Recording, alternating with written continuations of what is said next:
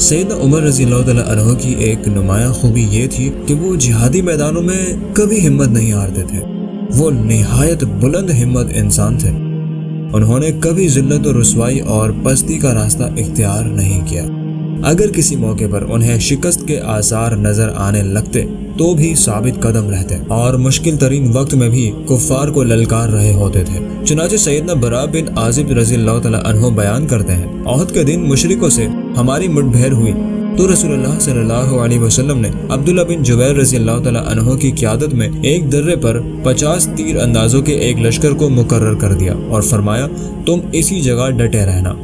اگر تم یہ دیکھو کہ ہمیں فتح ہو گئی ہے تو بھی اس جگہ سے نہ ہٹنا، اور اگر تم یہ دیکھو کہ دشمن ہم پر غالب آ گیا ہے تو پھر بھی اپنی جگہ چھوڑ کر ہماری مدد کرنے نہیں آنا۔ دشمن سے ہمارا مقابلہ ہوا تو وہ بھاگ اٹھا، حتیٰ کہ ہم نے دیکھا کہ ان کی عورتیں بھی پنڈلیوں سے کپڑے اٹھائے ہوئے پہاڑوں کی طرف بھاگ رہی تھی، جس کی وجہ سے ان کی پازیبیں نظر آ رہی تھی۔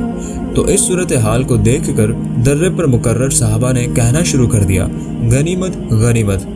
ان کے امیر عبداللہ بن جبیر رضی اللہ تعالیٰ عنہ نے ان سے کہا کہ نبی صلی اللہ علیہ وسلم نے مجھ سے عہد لیا تھا کہ اپنی جگہ سے نہ ہٹنا، مگر انہوں نے انکار کر دیا۔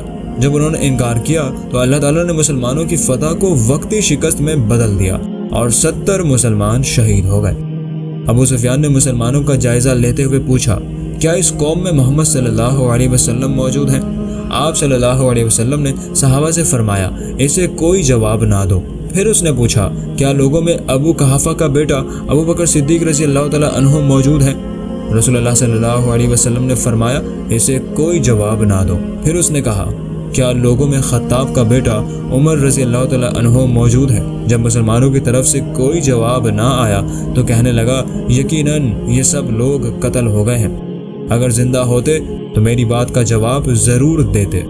تو سیدنا عمر رضی اللہ تعالیٰ عنہ اپنے جذبات پر قابو نہ رکھ سکے اور کہنے لگے، اے اللہ کے دشمن، تو جھوٹ کہہ رہا ہے، اللہ تعالیٰ نے ان سب کو تمہیں ذلیل کرنے کے لیے باقی رکھا ہے۔ اس کے بعد ابو سفیان نے نعرہ بلند کیا، حبل بلند ہو۔ نبی کریم صلی اللہ علیہ وسلم نے فرمایا، اسے جواب دو۔ صحابہ کرام نے عرض کی، ہم کیا جواب دیں؟ آپ صلی اللہ علیہ وسلم نے فرمایا، تم کہو کہ اللہ ہی اعلیٰ اور اجل ہے۔ ابو سفیان نے کہا، ہمارے پاس عزا ہے اور تمہارے پاس کوئی عزا نہیں۔ نبی صلی اللہ علیہ وسلم نے فرمایا، اسے جواب دو۔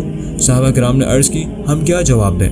آپ نے فرمایا، کہو کہ اللہ ہمارا مولا ہے اور تمہارا کوئی مولا نہیں۔ ایک روایت میں یہ بھی ہے کہ ابو سفیان نے کہا، آج کا دن بدر کے دن کا بدلہ ہے اور جنگ تو ڈول کی مانند ہوتی ہے۔ تو سیدنا عمر رضی اللہ تعالیٰ عنہ نے جواب دیا، معاملہ برابر نہیں، ہمارے شہید جنت میں ہیں اور تمہارے مقتول جہنم میں ہیں۔